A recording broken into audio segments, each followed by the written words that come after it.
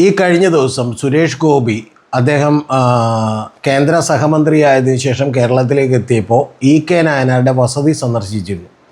K നായനാരുമായിട്ടുണ്ടായിരുന്ന ഒരു വ്യക്തിപരമായ അടുപ്പം കൊണ്ടാണെന്നും അദ്ദേഹത്തെ ഒരുപാട് ആകർഷിച്ച നേതാവാണെന്നും പറഞ്ഞുകൊണ്ടാണ് ആ വീട്ടിൽ അദ്ദേഹം സന്ദർശനം നടത്തിയത്. അതിനുശേഷം അദ്ദേഹം വാടിക്കൽ രാമകൃഷ്ണൻ്റെ വീട്ടിലും പിന്നീട് കെ കരുണാകരൻ്റെ വീട്ടിലും അദ്ദേഹം സന്ദർശനം നടത്തി. കെ കരുണാകരൻ്റെ വീടെന്ന് പറഞ്ഞാൽ കെ കരുണാകരൻ്റെ സ്മൃതി മണ്ഡപത്തിൽ പത്മജ വേണുഗോപാലിൻ്റെ പേരിലുള്ള വീട്ടിൽ അദ്ദേഹം സന്ദർശനം നടത്തി.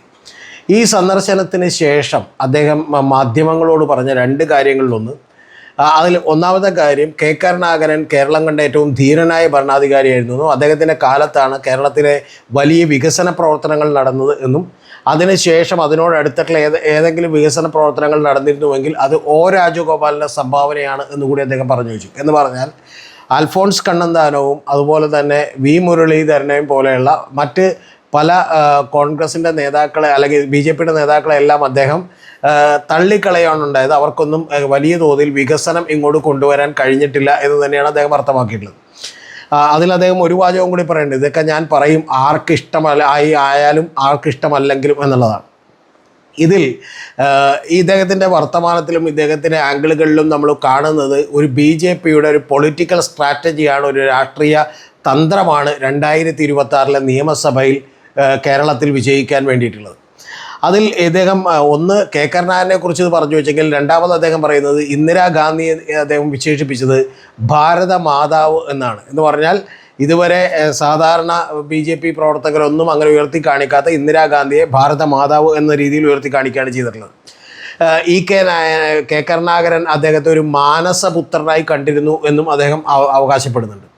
ഇതിൻ്റെ പിന്നിലുള്ള രാഷ്ട്രീയം എന്താണ്, അല്ലെങ്കിൽ തന്ത്രജ്ഞത എന്താണ് എന്നുള്ളതാണ് നമ്മളിന്ന് പരിശോധിക്കുന്നത്. BJP വളരെ കൃത്യമായിട്ടുള്ളൊരു പൊളിറ്റിക്കൽ സ്ട്രാറ്റജിയുമായി 2026 ഏറ്റവും കുറഞ്ഞത് ഒരു 25 സീറ്റെങ്കിലും പിടിക്കാം എന്നുള്ള ലെവലിൽ ഇറങ്ങിയിരിക്കുന്നു എന്നുള്ളതാണ്. ആ രാഷ്ട്രീയ തന്ത്രജ്ഞത സുരേഷ് ഗോപിയിലൂടെ ആ പൊളിറ്റിക്കൽ സ്ട്രാറ്റജി നടപ്പാക്കാൻ തീരുമാനിച്ചിരിക്കുന്നു എന്നാണ് നമ്മളിതിൽ നിന്ന് മനസ്സിലാക്കേണ്ടത്. നമുക്കറിയാം മറ്റു പല സംസ്ഥാനങ്ങളിലും, ഉദാഹരണത്തിന് ഇപ്പോൾ ബീഹാറിൽ നിന്ന് ഉള്ള കർപ്പൂരി ടാക്കൂറിന് ഭാരതരത്ന കൊടുത്ത് കേന്ദ്രം ആദരിക്കുന്നത് നമ്മൾ കണ്ടു. അത് ബീഹാറിൽ അവർക്ക് വലിയ ഗുണമുണ്ടാക്കി. അദ്ദേഹം RSSൻ്റെ ഐഡിയോളജിയോ BJPയുടെ ഐഡിയോളജിയോ ഒന്നുമുള്ള ഒരാളായിരുന്നില്ല. പക്ഷേ അദ്ദേഹം വളരെ നിർമ്മമനായി ജീവിച്ച് വളരെ ലാളിത്യത്തോടുകൂടി ജീവിച്ച് മരിച്ചു പോയിട്ടുള്ളൊരു സോഷ്യലിസ്റ്റ് നേതാവാണ്. അതിനുശേഷം നമുക്കറിയാം ഉത്തർപ്രദേശിൽ ചരൺ സിംഗിന് ഇതുപോലെ തന്നെ ബഹുമതി കൊടുക്കുകയും അദ്ദേഹത്തിൻ്റെ പാർട്ടിയെ തന്നെ NDAക്കുള്ളിലേക്ക് കൊണ്ടുവരികയൊക്കെ ചെയ്തു. പിന്നീട് ഇപ്പോൾ ആന്ധ്രയിൽ നിന്നുള്ള നരസിംഹറാവുവിന്, കോൺഗ്രസ്സുകാർ അത്രയൊന്നും പുകഴ്ത്താത്ത നരസിംഹറാവുവിനും ഈ BJPയുടെ നേതൃത്വത്തിലുള്ള കേന്ദ്ര ഭരണകൂടം ഔദ്യോഗിക ബഹുമതി കൊടുത്തുകൊണ്ട് ആദരിക്കുന്നത് നമ്മൾ കണ്ടു. ഇത് അവർക്ക് ആന്ധ്രയിൽ ചെറിയ ഗുണമുണ്ടായി. ആന്ധ്രയിൽ തെലുങ്കുദേശം പാർട്ടിയുടെ കൂടെ നിന്നിട്ടാണെങ്കിൽ അവർക്ക് ഗുണമുണ്ടായി.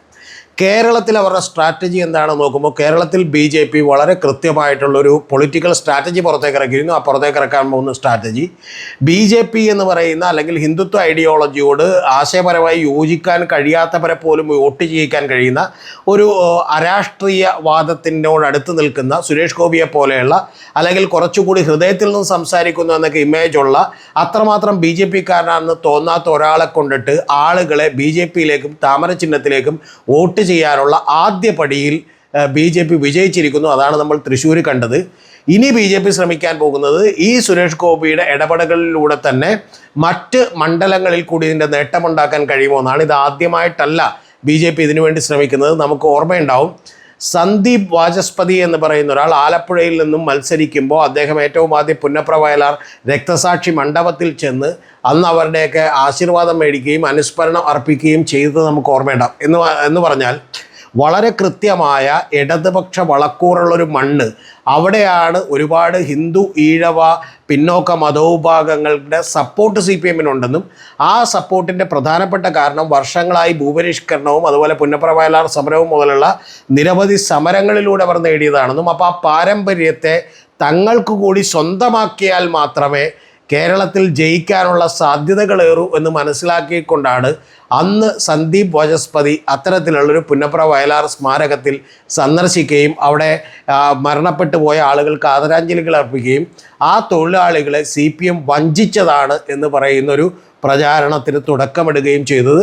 ഏതാണ്ട് ആ പ്രചാരണത്തിൻ്റെ ഒരു സെക്കൻഡ് ഫേസ് എന്നുള്ള നിലയിൽ സുരേഷ് ഗോപി കെ കരുണാകരനെ പുകഴ്ത്തുന്നതിലൂടെ ഒരുപക്ഷെ കെ മുരളീധരനെ തന്നെ ബി ജെ പിയിലേക്ക് കൊണ്ടുവരാം എന്ന് പറയുന്നൊരു വ്യാമോഹത്തോടൊപ്പം നായർ ഹിന്ദു നേതാവ് എന്നുള്ള ഒരു കെ കരുണാകരൻ്റെ ഇമേജ് വെച്ചിട്ട് അത്തരത്തിലുള്ള വോട്ട് ബാങ്കിനെ കുറേ കൂടി ഇങ്ങോട്ട് ബി ജെ പിയിലേക്ക് ആകർഷിക്കാനുള്ള ഒരു ശ്രമം കൂടി നടത്തുന്നു എന്നുള്ളതാണ് നമ്മൾ ഇതിൽ നിന്ന് മനസ്സിലാക്കേണ്ട ഒരു കാര്യം. ഇതിനോട് അനുബന്ധമായി നമ്മൾ പറയേണ്ട ഒരു കാര്യം, ഈ പറഞ്ഞ കഴിഞ്ഞ തവണ വെള്ളാപ്പള്ളി നടത്തിയിട്ടുള്ള നിരവധി പരാമർശങ്ങൾ ഞാൻ മറ്റു വീഡിയോകളിൽ പറഞ്ഞതായതുകൊണ്ട് ഇവിടെ ആവർത്തിക്കുന്നില്ല. പക്ഷേ അദ്ദേഹം ഈ കഴിഞ്ഞ ദിവസം നടത്തിയിട്ടുള്ള ഒരു പരാമർശം കൂടിയുണ്ട്. ആ പരാമർശം അദ്ദേഹം നിരന്തരമായി പറഞ്ഞുകൊണ്ടിരിക്കുന്നതാണ്. OBC ഈഴവ പിന്നോക്ക മതവിഭാഗങ്ങൾ, അതായത് ഹിന്ദു പിന്നോക്ക മതവിഭാഗങ്ങളിലെ ആളുകളാണ് ഈ കോൺഗ്രസ്സിന് വേണ്ടിയും വിശിഷ്യ കുറേ കൂടി കൂടുതൽ CPM-ന് വേണ്ടിയും ഒക്കെ രക്തസാക്ഷികളായിട്ടുള്ളത് എന്ന് അദ്ദേഹം പറഞ്ഞു വെക്കുന്നുണ്ട്. എന്ന് പറഞ്ഞാൽ ഭാവിയിൽ ഈ രക്തസാക്ഷികളെ കൂടി വേണമെങ്കിൽ തങ്ങളുടെ പക്ഷത്തേക്ക് ചേർക്കാൻ BJP ആലോചിച്ചിരിക്കുന്നു, അതിനുള്ള ശ്രമങ്ങൾക്ക് തുടക്കമിട്ടിരിക്കുന്നു എന്നുള്ള ഒരു സ്ട്രാറ്റജിയാണ് നമ്മൾ ഇതിനകത്ത് കാണേണ്ടത്. രണ്ട് തരത്തിൽ BJP വലിയ രാഷ്ട്രീയത്തിന് മുതിരുന്നു. ഒന്ന്, ഈ പറയുന്ന മതവിഭാഗങ്ങളെയും ഇടതുപക്ഷത്തോട് അനുഭാവമുള്ള ഹിന്ദു പിന്നോക്ക മതവിഭാഗങ്ങളെ ആകർഷിക്കാൻ വേണ്ടി അവരുടെ കയ്യിലുള്ള രക്തസാക്ഷികളെ പോലും തങ്ങളുടേതാക്കി മാറ്റാനുള്ള വിരുദിലേക്ക് കൃത്യമായി ഇറങ്ങിയിരിക്കുന്നു എന്നാണ് നമ്മൾ മനസ്സിലാക്കേണ്ടത്. രണ്ടാമത്, നേരത്തെ പറഞ്ഞതുപോലെ ഒരു അരാഷ്ട്രീയമായിട്ടുള്ള BJPയുടെ താമര ചിഹ്നത്തോടോ ഹിന്ദുത്വ ഐഡിയോളജിയോടൊന്നും വലിയ താല്പര്യമില്ലാത്ത ആളുകളെപ്പോലും തങ്ങളിലേക്ക് ആകർഷിക്കാനുള്ള ഒരു ശ്രമം കൂടി നടത്തുന്നു.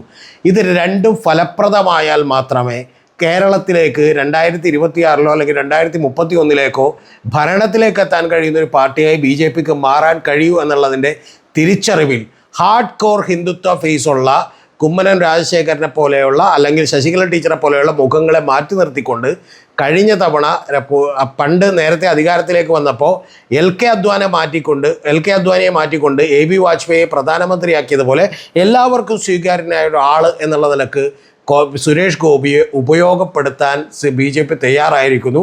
അതുകൊണ്ട് തന്നെ ഇനി പറയാൻ പോകുന്ന പല കാര്യങ്ങളും സുരേഷ് ഗോപിയുടെ ഒരു ബ്ലണ്ടറായോ ഒരു ഫൂളിഷ്നെസ് ആയോ ഒക്കെ പെട്ടെന്ന് നമുക്ക് തോന്നാമെങ്കിൽ പോലും അതിലൂടെ അദ്ദേഹം നേരെ കൃത്യമായി ആളുകളിലേക്ക് ഇറങ്ങിച്ചെല്ലാൻ പോകുന്നത് ഈ മതവിഭാഗങ്ങളിലേക്കും ഇത്തരത്തിലുള്ളൊരു സാമൂഹിക ഘടനയിലേക്കുമാണ്.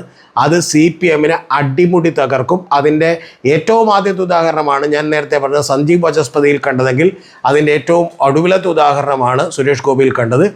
ഇത് കൂടാതെ സമൂഹത്തിന് കുറേ കൂടി സ്വീകാര്യരായിട്ടുള്ള മറ്റാളുകളെ കൂടി BJP രംഗത്തിറക്കാനും മതി. ഉദാഹരണത്തിന് ഇപ്പോൾ നമുക്കറിയാം രാജീവ് ചന്ദ്രശേഖർ, അദ്ദേഹം RSSൻ്റെ ശാഖയിൽ പോയിട്ടുള്ളതോ ഹിന്ദുത്വ ഐഡിയോളജിയിൽ വിശ്വസിക്കുന്ന ആണെന്ന് നമുക്ക് വിചാരിക്കുന്നില്ല. അദ്ദേഹം 486 പെൻറ്റിയം ചിപ്പിൻ്റെയൊക്കെ നിർമ്മാണത്തിൻ്റെ ടീമിലുണ്ടായിരുന്ന ഒരാളാണ്, ഇൻ്റലിൻ്റെ ടീമിലുണ്ടായിരുന്ന ഒരാളാണ്. അത്തരത്തിൽ പുതിയ ഒരു തലമുറയെ തന്നെ സ്വാധീനിക്കാൻ കഴിയുന്ന അവർക്ക് കുറേ കൂടി ഇഷ്ടം തോന്നുന്ന ആളുകളെയൊക്കെ കൂടി BJP അവതരിപ്പിച്ചുകൊണ്ട് ഇത്തരത്തിലുള്ളൊരു കോമ്പിനേഷൻ്റെ ഭാഗമായി അധികാരത്തിലേക്ക് എത്താനുള്ള ശ്രമം BJP തുടങ്ങിയിരിക്കുന്നു. ആ ശ്രമത്തിൻ്റെ വളരെ പ്രകടമായ ഉദാഹരണമാണ് ഈ സുരേഷ് ഗോപിയുടെ വിസിറ്റുകളിലെല്ലാം കാണുന്നത്. ഞാൻ നേരത്തെ വിചാരിച്ചിരുന്നത് ഏറ്റവും മേജറായിട്ടുള്ള പ്രകടമായിട്ടുള്ള ഉത്തരവാദിത്തം ഏൽപ്പിച്ചിട്ടുള്ളത് ജോർജ് കുര്യനെയാണ് BJP വളർത്താൻ എന്നുള്ളതാണ്. പക്ഷെ അങ്ങനെയല്ല.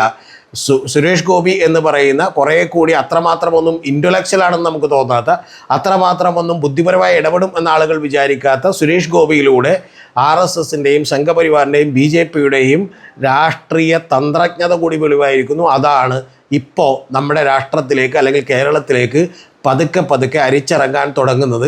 ആ തുടങ്ങലിന് തീർച്ചയായിട്ടും സുരേഷ് ഗോപിയുടെ വാർത്താ സമ്മേളനങ്ങൾക്കൊക്കെ വലിയ പ്രാധാന്യം കിട്ടുന്നതുകൊണ്ടും ചിലപ്പോൾ അദ്ദേഹം ചൂടാവുകയും ഇമോഷണലി ഔട്ട്ബേസ്റ്റ് ചെയ്യുകയൊക്കെ ചെയ്യുന്നത് കൊണ്ടും പത്രക്കാരെ ചീത്ത വിളിക്കുകയും ഞാൻ വഴക്കിടുമെന്നൊക്കെ പറയുന്നത് കൊണ്ട് കിട്ടുന്ന പ്രചാരം കൂടി ഉപയോഗപ്പെടുത്തിക്കൊണ്ട് ഹൃദയത്തിൽ നിന്ന് സംസാരിക്കുന്ന നിഷ്കളങ്കനായ ഹിന്ദുത്വ ഐഡിയോളജിയൊന്നും ഇല്ലാത്തൊരാൾ എന്നുള്ള നിലക്ക് ഒരു പകുതിയോളം ആളുകളെങ്കിലും പോപ്പുലേഷനിലെ പകുതിയെങ്കിലും ക്രിസ്ത്യൻ മുസ്ലിം ന്യൂനപക്ഷമായിട്ടുള്ള ആളുകളെ കൂടി ലക്ഷ്യമിട്ടുകൊണ്ടുള്ള ഒരു കൃത്യമായ തന്ത്രമാണ് BJP ആവിഷ്കരിക്കുന്നത്. ഇത് വിജയിക്കുക തന്നെ ചെയ്യും എന്നാണ് ഞാൻ വിചാരിക്കുന്നത്. കാരണം ഇതിനെ നേരിടാനോ ഇതിനെ എതിർക്കാനോ ഉള്ള ശക്തി നമ്മുടെ ഇടതുപക്ഷത്തിനോ അല്ലെങ്കിൽ കോൺഗ്രസിനോ ഇല്ല. കാരണം അവരത് സ്വയം തിരിച്ചറിയുകയും ഇതിനെ എതിരിടാൻ കഴിയുകയും ചെയ്യുമെന്ന് ഞാൻ വിചാരിക്കുന്നില്ല. അത് അന്തർലീനമായിട്ടുള്ള ചില ബലഹീനതകളുള്ളത് കൊണ്ടാണ്. കൂടാതെ മാധ്യമങ്ങളും ഇപ്പോൾ കൃത്യമായി ഒരു BJP പക്ഷത്തേക്ക് തിരിഞ്ഞിരിക്കുന്നു എന്ന് വേണം നമ്മൾ കരുതാൻ. അതുകൊണ്ട് തന്നെ വളരെ അനുകൂലമായിട്ടുള്ള ഒരു സാഹചര്യമാണ് BJPക്ക് ഉണ്ടാകുന്നത്. ഈ പൊളിറ്റിക്കൽ സ്ട്രാറ്റജിയെ നേരിടാൻ മറ്റു രാഷ്ട്രീയ പാർട്ടികൾ ഏറെ വിയർക്കേണ്ടി വരും.